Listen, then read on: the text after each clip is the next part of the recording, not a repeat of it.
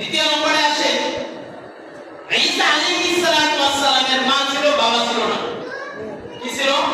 মা ছিল, বাবা ছিল না। মা ছিল, বাবা ছিল না। ঈসা আলাইহিস সালাতু ওয়াস সালামকে আল্লাহ তাআলা হুকুম দিলেন ওই তার মায়ের গর্ভে থেকে সে বাবা ছাড়াই সৃষ্টি হওয়ার জন্য আল্লাহর হুকুমে ঈসা আলাইহিস সালাতু ওয়াস সালাম মায়ের গর্ভে এসেছেন। ঠিক। সুবহানাল্লাহ। তারপরে এখানে দুইটা বিষয় সুস্পষ্ট বোঝা গেল যে এখানে কিন্তু সিস্টেম অবলম্বন করেছে এবং দেখেন ওই দুইটা সিস্টেমের মাধ্যমে তৃতীয় নম্বরে একটা সিস্টেম বাহ্যিক দৃষ্টি থেকে ভিন্ন রকম করেছে। সম্মানিত হাজরিন, আমাদেরকে আল্লাহ তাআলা মাও দিয়েছেন, বাবাও দিয়েছেন। ঠিক আছে বলেন? আরেকটু জোরে বলেন। আরেকটু জোরে বলেন।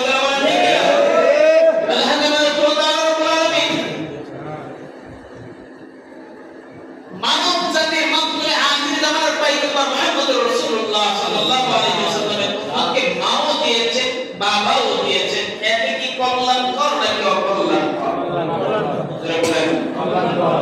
মা বাবা থাকলে অন্তরে শান্তি লাগে না কষ্ট লাগে? আর বদলে বলেন আওয়াজ দিয়ে, কষ্ট না দুঃখ লাগে? শান্তি লাগে। সম্মানিত হাজিরিন, মা বাবা যদি থাকে তাহলে সন্তান অনেক খুশি হয়। মা বাবা থাকলে সন্তান অনেক আনন্দিত হয়। কি কথা বলে ঠিক না? ঠিক। মা বাবা যার নাই তার কি রাতের বেলায় ঘুমাইলে শান্তি লাগে? এরকম না। তো দেখেন এখানে একটা বিষয় জানতে লিখেছি, আশা করি শুনলে ভালো লাগবে। আল্লাহর পরে নবী আমার, আল্লাহর পরে নবী আমার, তারপরে মা জননী, মাঝে আমার নয়নের মণি। বিদাতে যাওয়ার সবাই মুখা করে দিলাম, দেখি মোহাম্মদ বাবা আজকে নাকি বন্ধ গরম করে আর আজকে যেটা আছে শুনবেন আলহামদুলিল্লাহ, এটা খুশি করে দিলাম আমরা। সুবহানাল্লাহ, সবাই কথা সুন্দর করে দিতে পারবো। গায়ে আল্লাহর পরে নবী আমার, তারপরে নবী আমার, আল্লাহর পরে নবী আমার, তারপরে মা জননী, মাঝে আমার নয়নের মণি, মাঝে আমার নয়নের মণি। হাজার পৃষ্ঠা ডায়েরি জুড়ে লিখি যদি কবিতা, শেষ হবে না, শেষ হবে না মায়ের দুঃখের কথা। ঠিক না? হাজার পৃষ্ঠা ডায়েরি জুড়ে লিখি যদি কবিতা, শেষ হবে না, শেষ হবে না মায়ের দুঃখের কথা। ঠিক না? নিজের সুখের একটু কথা, নিজের সুখের একটু কথা কখনো মা ভাবিনি, মাঝে আমার নয়নের মণি, মাঝে আমার নয়নের মণি। আল্লাহর পরে নবী আমার, আল্লাহর পরে নবী আমার, তারপরে মা জননী, মাঝে আমার নয়নের মণি, মাঝে আমার নয়নের মণি। আল্লাহ সাল্লাল্লাহু আলাইহি আল্লাহ যে আসলে দেখেন এখানে একটা উদ্দেশ্য হচ্ছে, এখানে কিছু দয়া এবং দরদ পয়দা করা দরকার আছে কিনা? জোরে বলেন। আছে। আল্লাহ তাবারাক ওয়া তাআলা রব্বুল আলামিন পৃথিবীর জমিনে মানুষদেরকে সৃষ্টি করেছেন কিসের জন্য? জোরে বলেন। কিসের জন্য আল্লাহ তাবারাক ওয়া তাআলা মানুষদেরকে সৃষ্টি করেছেন? আল্লাহর ইবাদতের জন্য। দ্বিতীয় নম্বর ঈমান আমল ঠিক রাখার জন্য। ঠিক না? ঠিক।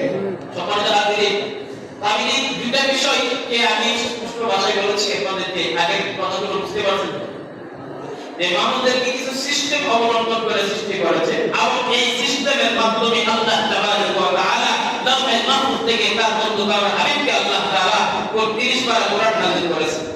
সুবহানাল্লাহ। জোরে বলেন, জোরে বলেন সুবহানাল্লাহ। এই 30 বার কোরআনের প্রত্যেকটা আয়াতের পিছনে আল্লাহ তাবারাক ওয়া তাআলা শুকর হাজার রহমতের ফেরেশতা দিয়েছেন। সুবহানাল্লাহ। আরেকটু জোরে বলেন সুবহানাল্লাহ। আমার শুনে আমি যে 2 শুক্রবার জুমা মাধ্যমে তাফসীর করি আপনাদের সম্মুখে সূরা রহমান থেকে। এই সূরাতুর রহমান অর্থ হচ্ছে যে আল্লাহ তাআলা অতি দয়াবান, দয়াময় আল্লাহ তাবারক ওয়া তাআলা। সূরাতুর রহমান আল্লাহ তাবারক ওয়া তাআলা গোটা কোরআন শরীফের যত আয়াত আছে সমস্ত আয়াতের বিশ্লেষণ, তাফসীর সবকিছুর হাকিকত আল্লাহ তাবারক ওয়া তাআলা সূরা রহমানের ভিতরে বয়ান করেছে। সুবহানাল্লাহ। আর বলে বলেন সুবহানাল্লাহ। আপনারা শুনে সূরাতুর রহমানের আরেকটা নাম আছে, আপনারা জানেন? এখানে আলেম আছেন তো? নাই। সূরাতুর রহমানের ভিতরে আল্লাহ তাআলা রহমান নামের বাদেও আরেকটা নাম আল্লাহ নিজে রাখছেন। এই সূরা রহমানের পরিবর্তে যে নামটা রাখছে সূরাতুল আরশ। কি কথা বলেন? আরশ। এই আরশ শব্দের অর্থ কি জানেন? না। আরে নাই। আচ্ছা, আরশ শব্দের অর্থ হচ্ছে নববধূতা। কথা বলেন? আরশ শব্দের অর্থ কি? নববধূ।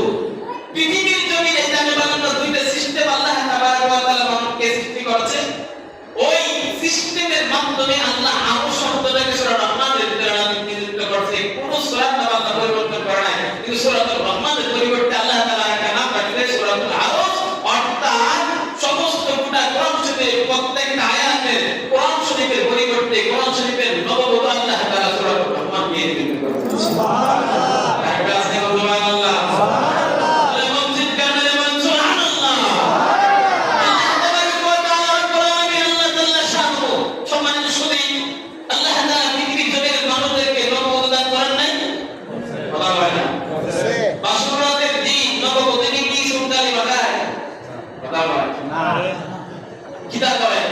সুন্দর করে তাকে জুয়েলার থেকে সাজিয়ে আনে, আর তা ষোলো পাউডার পাকে মাখে নাকি না?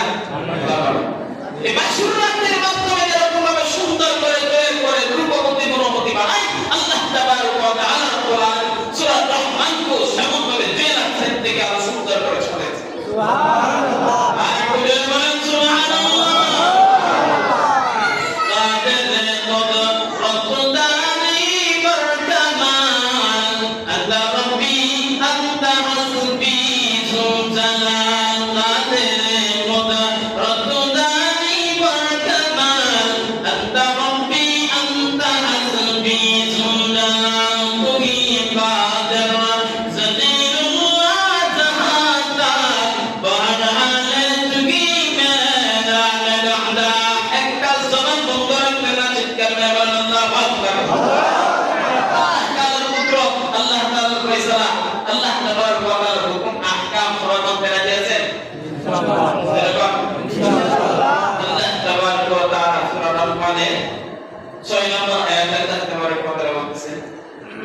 والنجم والشجر يسجدان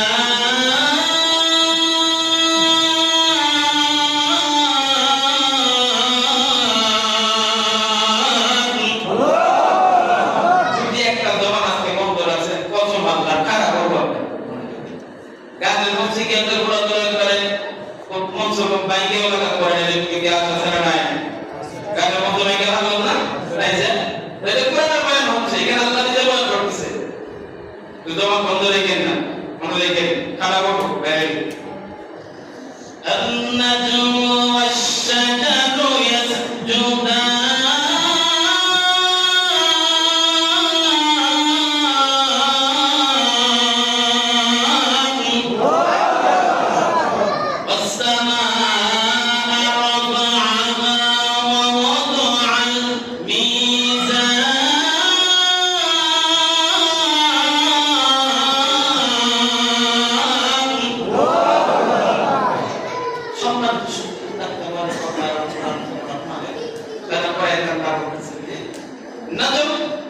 আমি গত জুমায় বলেছিলাম যে অল্প এটার কাছে নিয়েছিলাম কিন্তু বাইরের সময় ছিল না।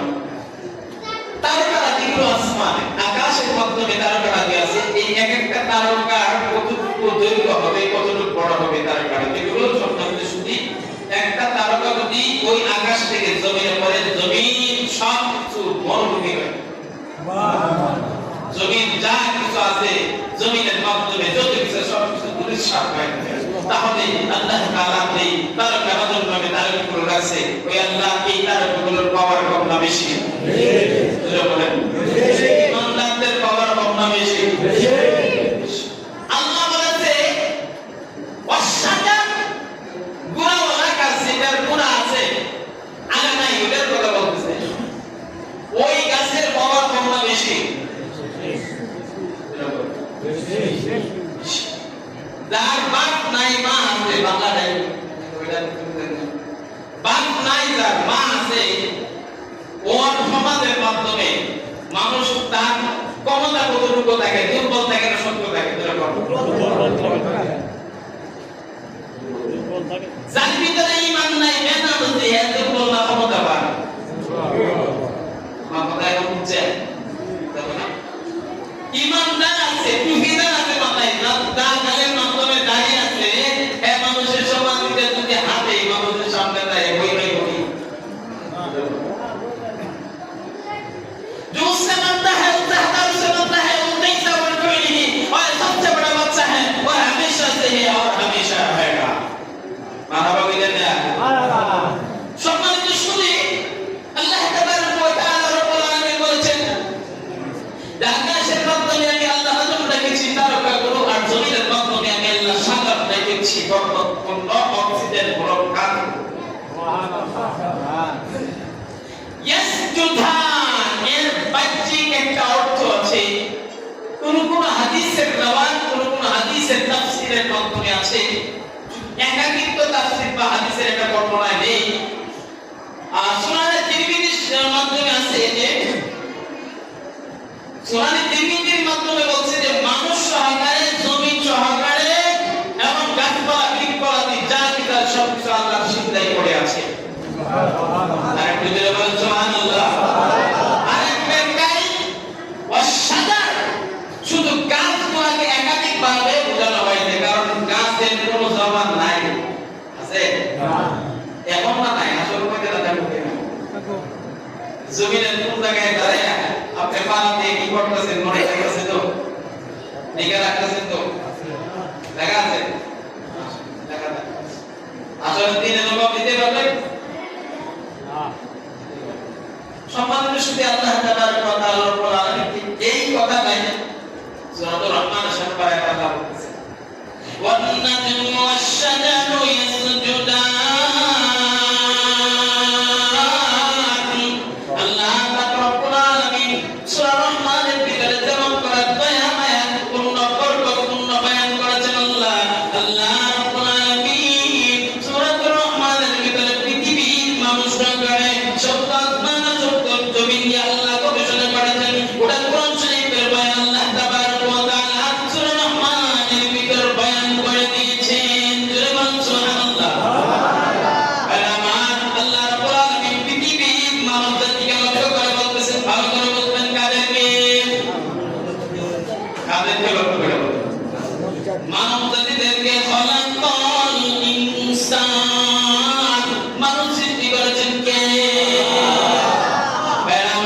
আল্লাহ রাব্বুল আলামিন বলেন ও মানুষ আমি আল্লাহ তাআলা রাব্বুল আলামিন দুইটা দল বিভক্ত করে সৃষ্টি করেছি আলাদাভাবে আমি আল্লাহ তাআলা পৃথিবীর জমিনের মাধ্যমে পাঠিয়েছি এবং দুনিয়াতে পাঠিয়েছি রাত্রটাকে আমি আল্লাহ জিনদেরকে দান করেছি রহমতপূর্ণ রাত্র জুড়ে বলেন সুবহানাল্লাহ দুই নাম্বার দিনের আলোকিত পথটাকে বান্দার জন্য নিয়ামতপূর্ণ দিন আমি আল্লাহ দান করেছি একটা জবান বন্ধ রাখবেন না জোরে বলেন সুবহানাল্লাহ পৃথিবীর মানুষদেরকে আল্লাহ শুধু এতটুকু বলা নাই আল্লাহ রাব্বুল আলামিন বলেছেন ওয়াশ-শাজারু ইয়াসজুদান আল্লাহ রে গাছ সুন্দর করতে সেকেন্ডের মাধ্যমে ঘুমাই না আমি আল্লাহ যেমন করে ঘুমাই না আমি আল্লাহ রাব্বুল আলামিন খাই না পান করি না আমি আল্লাহ দেখতে নাই সুন্দর নাই কোনো কিছুই নাই আমি আল্লাহ জমিন নাই পাহাড় নাই পর্বত নাই কিন্তু প্রেক্ষাপটে হাদিসের প্রেক্ষাপটে আল্লাহ সমস্ত জমিন গোটা জমিন আল্লাহ সৃষ্টি করেছেন ঠিক কি না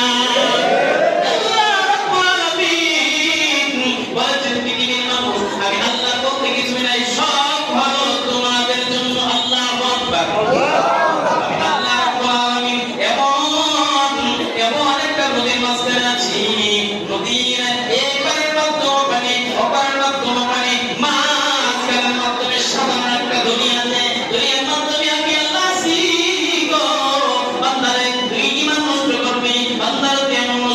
করবি বান্দারে তুই আমি আল্লাহকে সেজদা দিবি না কপালটা একটু ঠেকাইয়া সেজদা দিবি না বান্দা ইমানদার নষ্ট করে আসবি জমিনের নামাজ করে আসবি বান্দা সন্তানাদি নষ্ট করে আসবি বান্দা কোরআনের হেফাজত করে আসবি না বান্দা কোরআনটাকে মানবি না কোরআনের সুন্নাত মোতাবেক চলবি না আমি আল্লাহ তাবারক ওয়া তাআলা গুণান্বিত বাক্যকে তুই জানোস না আমি আল্লাহ তাবারক ওয়া তাআলা আসমান জমিনের যা কিছু সৃষ্টি করেছি সব কিছুকে দিয়া তুমি বান্দা তুই চেষ্টা কর কর্ম বানাইয়া নদীর সমুদ্র পানি দিয়া তুমি তুই কালি বানাইয়া চেষ্টা কর তুমি আল্লাহ আলহামদুলিল্লাহ প্রশংসা নিয়ামতের শুকর গুজারি করবি বান্দা তোর পক্ষে সম্ভব হবে না বান্দা ওয়াসজুদু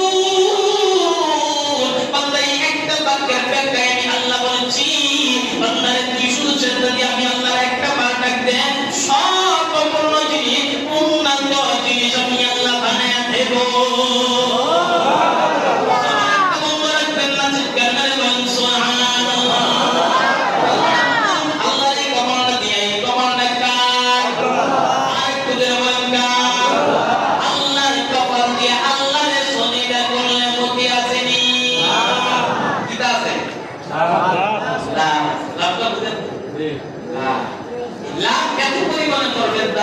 ওই জায়গায় গিয়া যাতে করে তারা হেসরা না করবে কথা বুঝতে পারছেন আল্লাহ তাবারক ওয়া তাআলা রব্বুল আলামিন বলেছেন ওয়াস-সামাআ আরফা'আহা ওয়া ওয়াদা'আল মিজান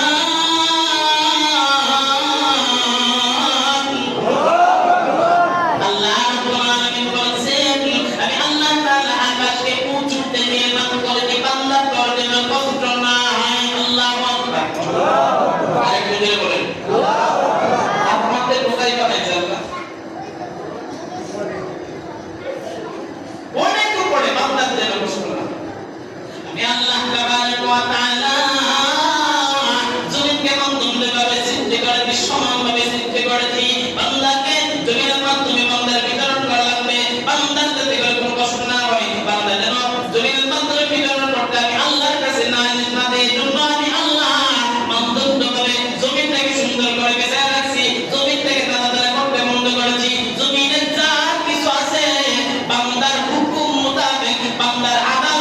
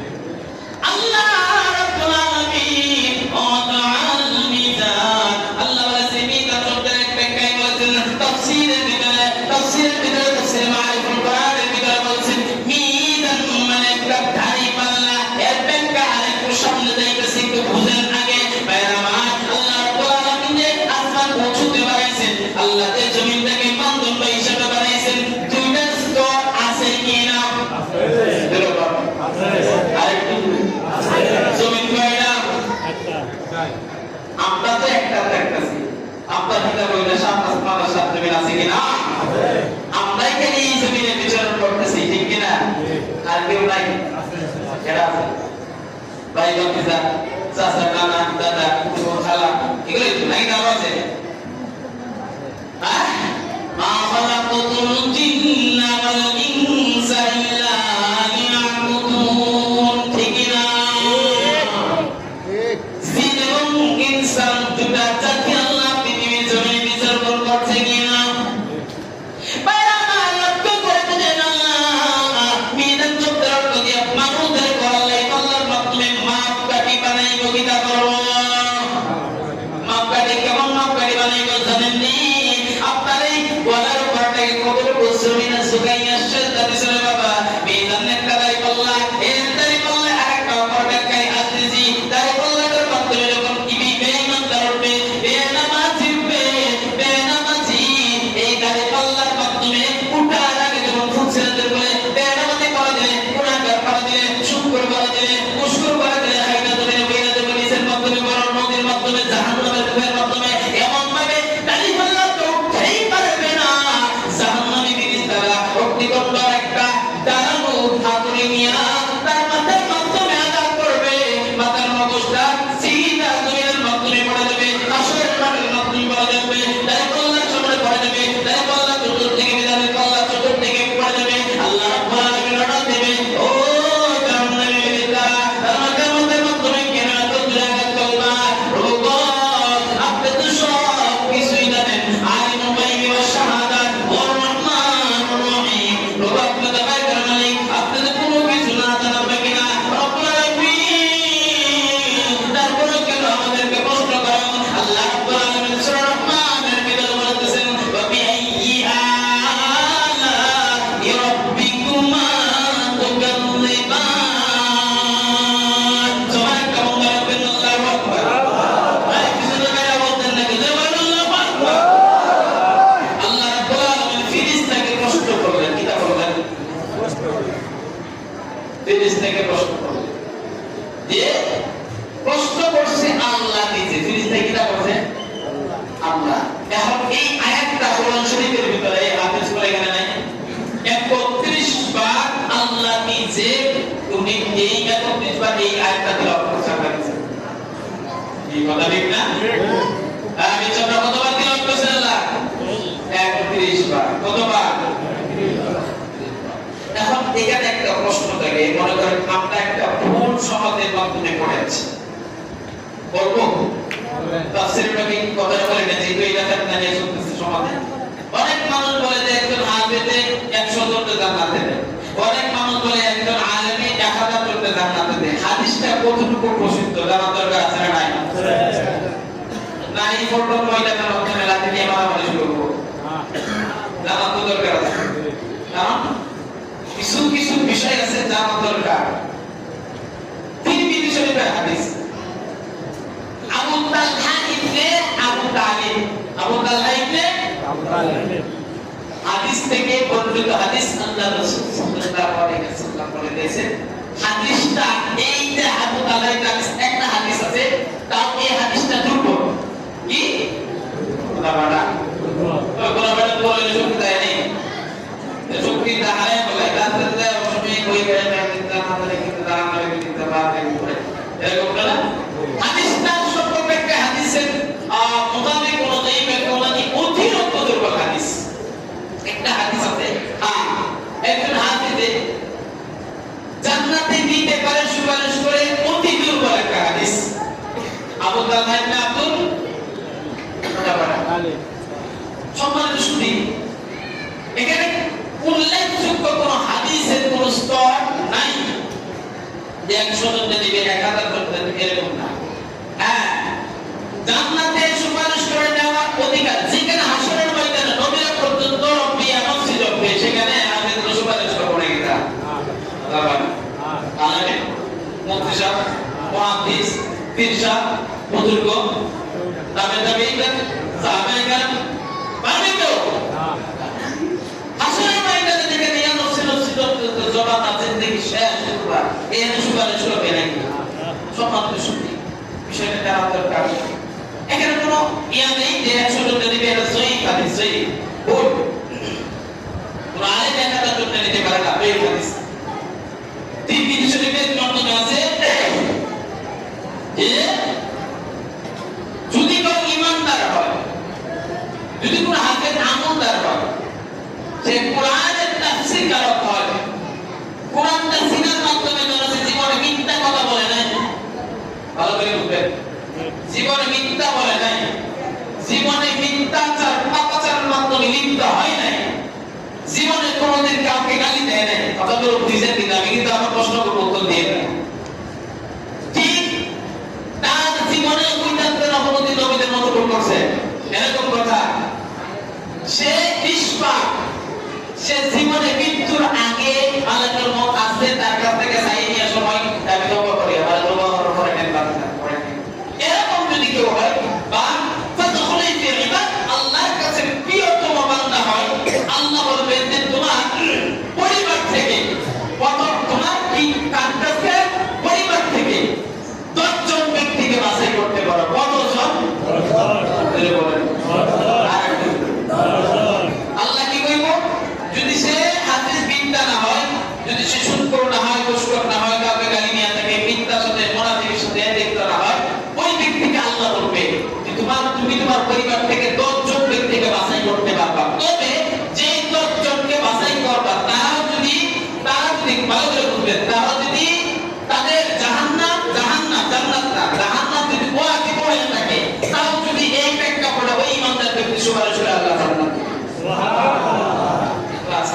সুবহানাল্লাহ আরেকটু জোরে বলুন সুবহানাল্লাহ জাহান্নাম যেই জায়গায় ওয়াজিব এই জায়গায় ইমানদার সুপারিশ করলে আল্লাহ তাআলা ব্যক্তিকে জান্নাত দিবে তাহলে এতক্ষণ বুঝলাম কি আবশ্যকের বিরুদ্ধে গেলটা কি বুঝলেন না যেটা ভুল দামটা সেটা লাগাই দিলাম কিন্তু দাম আছে প্রচুর দাম কেমন দাম এই যে দেখেন জাহান্নাম ওয়াজিব জন তার পরিবারের লোকজন আত্মীয় স্বজন ওয়াজিব হয়ে গেছে তারা জাহান্নামে লয়ে দেব ওখান থেকে তারা কইলেই ফিরে লয়ে আসব কেমন কোন আল্লাহ দিছা সুবহানাল্লাহ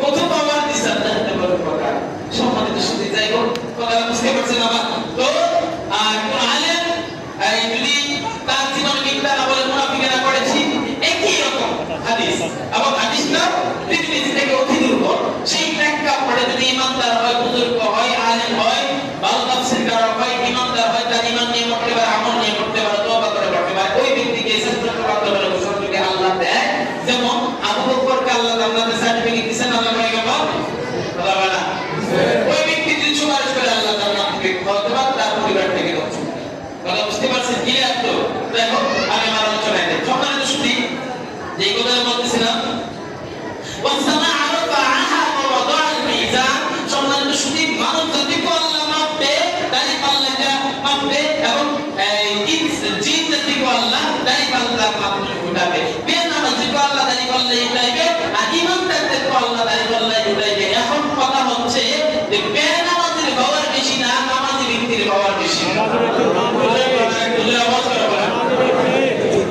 যেমন এই আয়াতের প্রেক্ষাপটে একটা ব্যাখ্যা এসেছে হযরতে ওমর ফারুক খলিফাতুল মুসলিমিন হযরতে ওমর রাদিয়াল্লাহু আনহু বুখারী শরীফ থেকে হাদিসটা বর্ণনা করেছেন যে একজন গরীব মুহাজির মহিলা তার কাছে মানুষ কেউ একজন কিছু জিনিস বা তেল পাইতো এখন সে তার কাছে বাধ্যবদ্ধ হয়েছে যে মাগরিবের সন্ধ্যা বেলা ডোবার আগেই সে তার কাছে তার মালটা বা তেলটা ফিরে দিবে এই প্রেক্ষাপটে ওয়াদা আল কথাগুলো বুঝলেন এখন চিন্তা করতেছে আমি তো ওয়াদা করতে হই না এখন আমার তো এটা পালন করার দরকার মনোভাবিক তন্ত্র দিয়ে খুব দৌড়ে গেছে দৌড়াইতে মুসালিফ আছে কিনা মরুভূমি দেয় এই একটা মুসা ফিলার মাধ্যমে ইসলামের মাধ্যমে জায়গা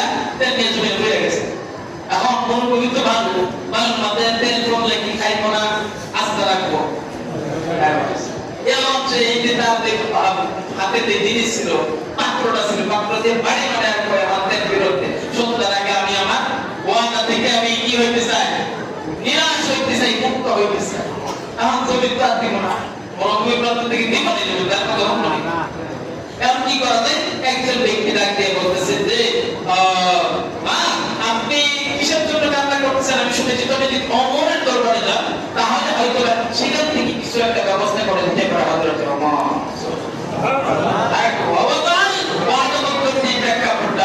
সেখানে হযরত ওমরের দরবারে মহিলা দৌড়ে গেছে। ওমর তা আবু বকর রয়েছে ভিতরে, সুন্নাই পড়ে রয়েছে। ডাক দিল বাহির থেকে, ভিতর থেকে বের হয়ে আসতে বলতেছেন কি আপনি? বলতেছেন আমি একজন মহিলা, মুআন্নাস মানুষ, আমি আমার কাছে একজন মানুষ কিছু জিনিস পাইতো, সেই জিনিসটা আমি নিয়ে জমিন দিয়ে যাচ্ছিলাম। ঠিক তখন ওই জমিনের মাধ্যমে আমি আঘাত পেয়ে পড়ে গিয়ে জমিনের মাধ্যমে যে আমার জিনিসটা ছিল সেটা পড়ে গেছে। কি জিনিস? এখন জমিন খাইতে আমার ফেরত দেয় না। এখন একজন লোক বলছে আপনার কাছে আসতে লাগে, আপনি ফেরত দিবেন। হযরত ওমর রাদিয়াল্লাহু তাআলা আনহু বলতেছেন, খলিফাতুল মুসলিমিন ওমর খলিফায়ে রাশিদ, ওয়া ওয়াদাআল মিজান,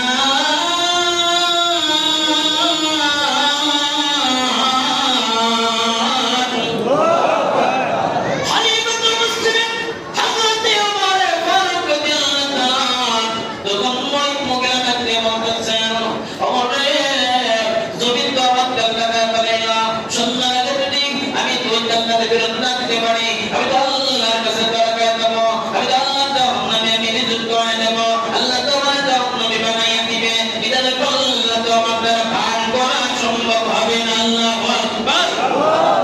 একজন নারী যদি তার নিজের জিন্দেগি নিয়ে চিন্তা করতে পারে, মুসলমান ইমানদার, মুসলমানের ঘরে জন্ম নিয়েছে, ভাই নিজের চিন্তা করেন তোমার ঈমান আমল কতটুকু বানাইছে বাবা।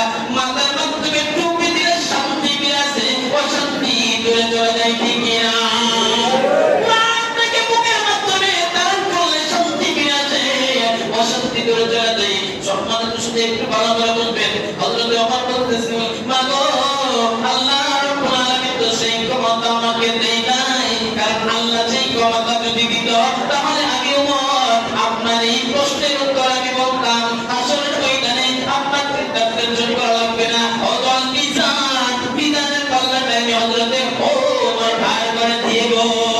আমার আল্লাহ তাআলা আবার দেয়া বলতেছেন, লোকের প্রতি গো সাবধান, আমার পক্ষে কোনো কিছু সম্ভব না, তবে আমি আল্লাহর কুদরত বেশি নাই করিয়া একবার তাকিয়ে দেখি রব্বুল আলামিন কি ফয়সালা নিযুক্ত করে।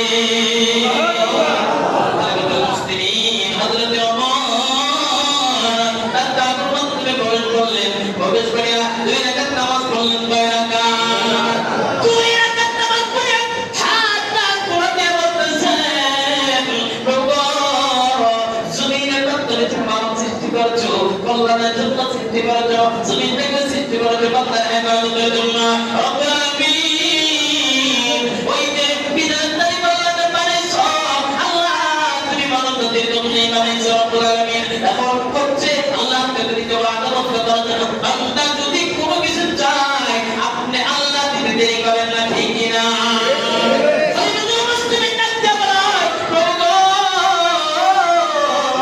শুনতে নাকি একজন মহিলা বিপদে পড়ে তুমি